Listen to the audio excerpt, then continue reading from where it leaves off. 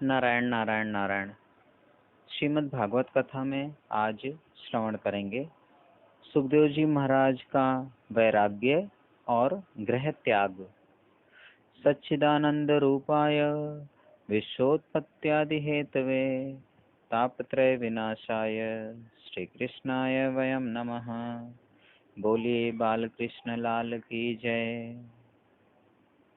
सुखदेव जी महाराज का वैराग्य और गृह त्याग। वेदों में, उपनिषदों में दो संतों के नाम ऐसे आते हैं जो जन्म से ही मुक्त हैं। शुको मुक्तः, वामदेवो मुक्तः। एक वामदेव ऋषि का ऐसा नाम आता है। वामदेव ऋषि संसार में आए, कभी माया का स्पर्श नहीं हुआ। जन्म से ही सुखदेव जी महाराज में ज्ञान, भक्ति और वैराग्य तीनों परिपूर्ण हैं। यम प्रवर्जन्त मनुपेतम पेत कृत्यम द्वैपायनो विरह कातर आजुहाव। पुत्रेति तन्मयत यातर्वोभिनेदु स्तम सर्वभूत हृदयम मुनिमानतोस्मि। ज्ञान, वैराग्य और भक्ति तीनों परिपूर्ण हैं। इसीलिए सुखदेव जी महाराज 7 दिनों में मुक्ति दे सकते हैं। परीक्षित जी का यही प्रश्न था, 7 दिनों में कौन मुझे मुक्ति दे सकता है? कौन मुझे परमात्मा का दर्शन करा सकता है? ज्ञान, वैराग्य और भक्ति जहाँ तीनों परिपूर्ण है, वही 7 दिन में मुक्ति दे सकता है। सुखदेव जी जैसे अधिकारी सिद्ध सद्गुरु हों तो 7 दिन तो बहुत हैं। केवल प्रेम से स्पर्श करें तो परमात्मा का दर्शन हो सकता है। गंगा के किनारे सुखदेव जी महाराज ने परीक्षित जी को कथा सुनाई है। घर छोड़ दिया है, अनेक जीवों का कल्याण करने के लिए घर छोड़ा है। सुखदेव जी घर छोड़कर जाने लगे।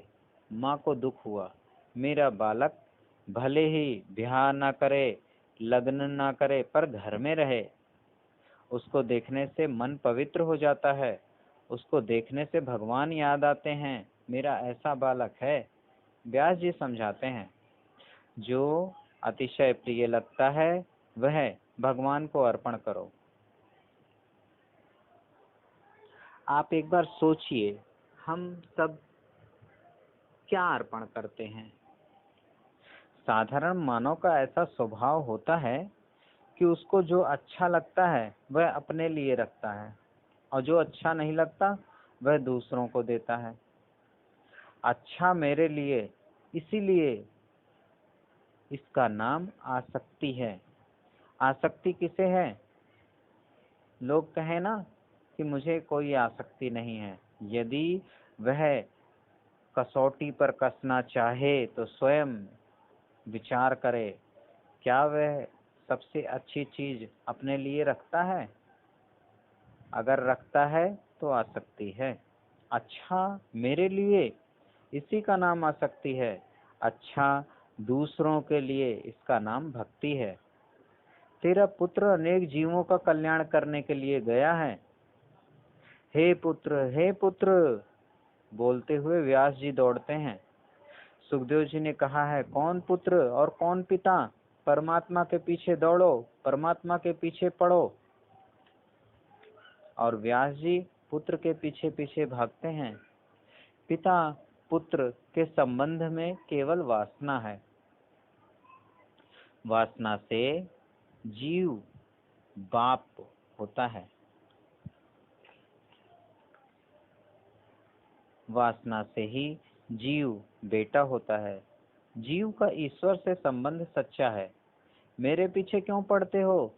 अनेक बार आप पुत्र हुए हैं, अनेक बार मैं पिता हुआ हूँ। कौन पिता और कौन पुत्र? पूर्व जन्म का आपका पुत्र इस समय कहाँ है? पूर्व जन्म के पति या पत्नी जो प्राणों से भी प्यारी लगती थी, इस समय कहाँ है? ये सब वासना का खेल है। जीव केवल और केवल ईश्वर का ही है। बूढ़े के घर में वासना रह जाए, उस बूढ़े का मरने के बाद बालक का जन्म होगा। बूढ़े के वृद्ध आदमी को अपने घर में वासना रह जाए, अपने घर से आसक्ति हो जाए, उस वृद्ध का मरने के बाद बालक का जन्म होगा। कितने लोग बातें करते हैं, इसका मुख इसके दादा के जैसा लगता है। वह दादा के जैसा क्या, दादा ही बेटा होकर के आया है। जो बाप था वही बेटा हुआ है। उसकी घर में आसक्ति थी, फिर घर में बालक बना है। पिताजी मेरे पीछे क्या पढ़ते हो? परमात्मा के पीछे पढ़ो। नर नारायण का अंश है, नारायण के पीछे पढ़ो। महर्षि व्यास को बोध दिया है। पुत्रैति तन्मयतया सर्वोभिनेन्दुस्तम सर्वभूत हृदयम मुनिमान तोस्मि।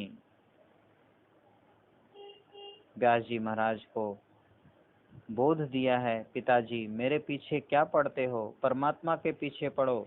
नर नारायण का अंश है, नारायण के पीछे पढ़ो।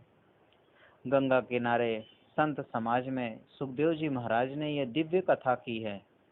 सुखदेव जी महाराज जब कथा करते थे, उस कथा में महर्षि व्यास कथा सुनने के लिए आए थे।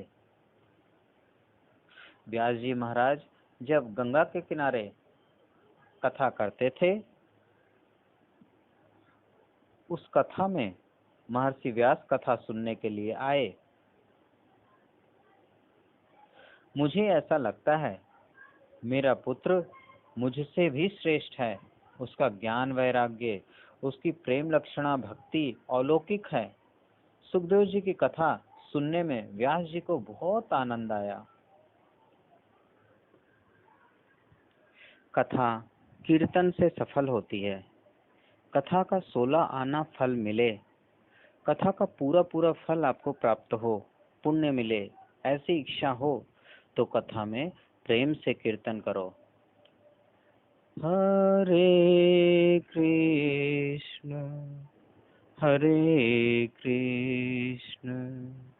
कृष्ण कृष्ण हरे हरे,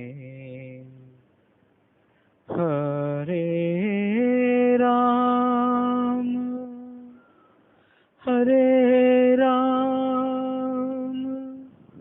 राम राम हरे हरे,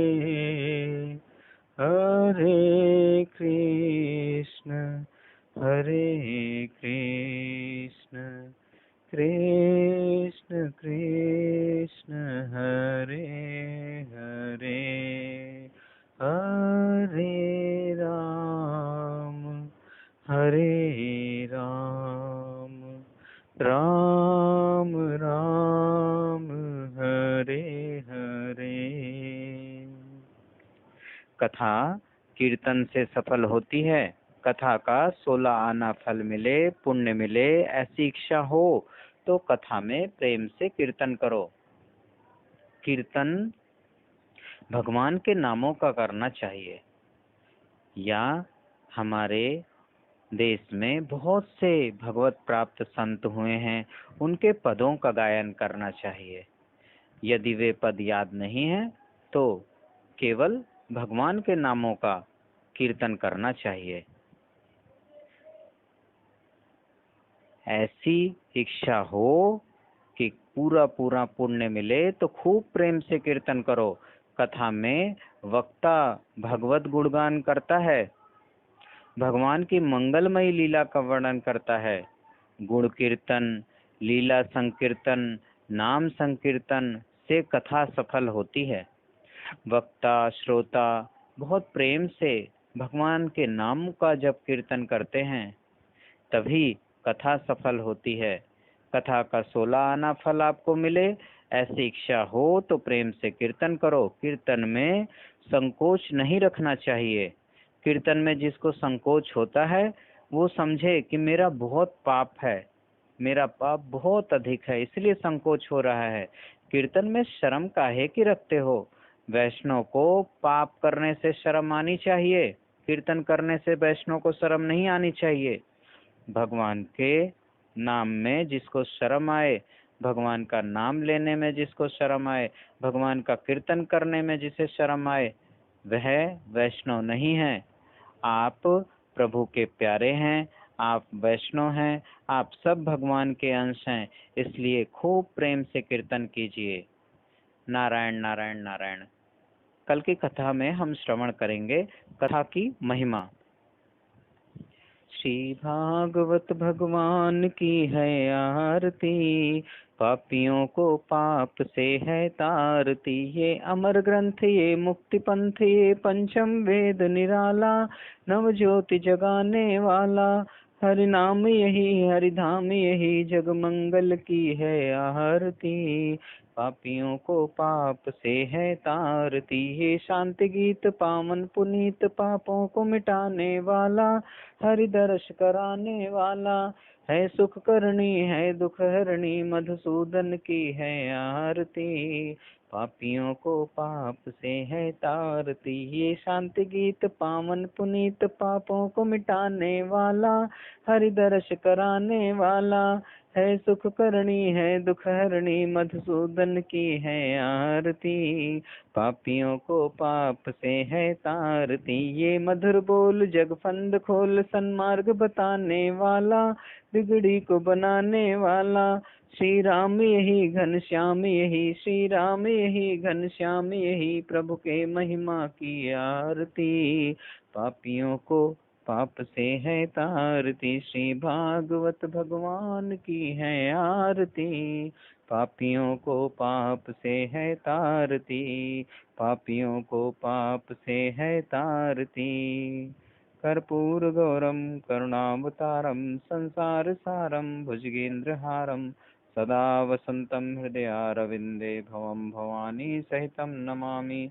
नीलाम्बुश्यामलकोमलांगं, सीता समारोपित वामभागं, पाणौ महाश्यायकचारुचापं, नमामि रामं रघुवंशनाथम्।